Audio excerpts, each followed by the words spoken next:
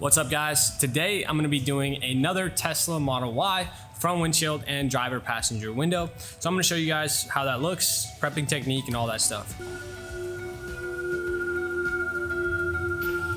What's up, guys, and welcome to another video. So I start off by cleaning all of the soap and dirt off of the windshield, and then I go into computer cut films. So I basically put the year, make, and model into the plotter, and I'm able to basically get a pretty exact pattern. And then this is what you're seeing me do here, is weed out the film. I then have to heat shrink and mold the window, so that way I don't have to shrink on the inside of the car. And then I go and I prep the windows. I do my best to get as clean as possible. I don't use any stainless steel scrapers. I use plastic scrapers, and I try to keep all the water off the panel as much as possible.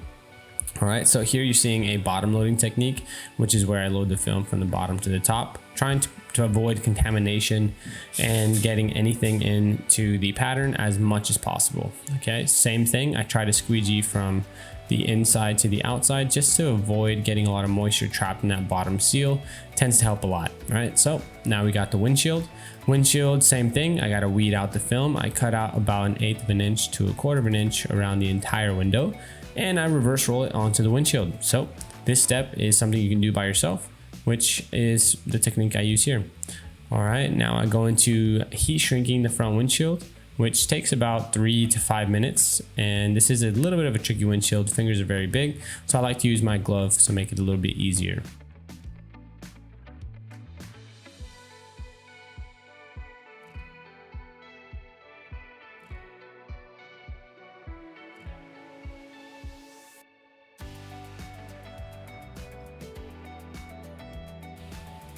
Okay, so we go into prepping the windshield, making sure we have dash towels to protect from moisture and water.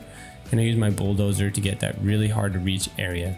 All right, here I've already reverse rolled the window, and I have installed from the middle to the outside, and I'm on the last corner here, making sure I overlap and go over everything.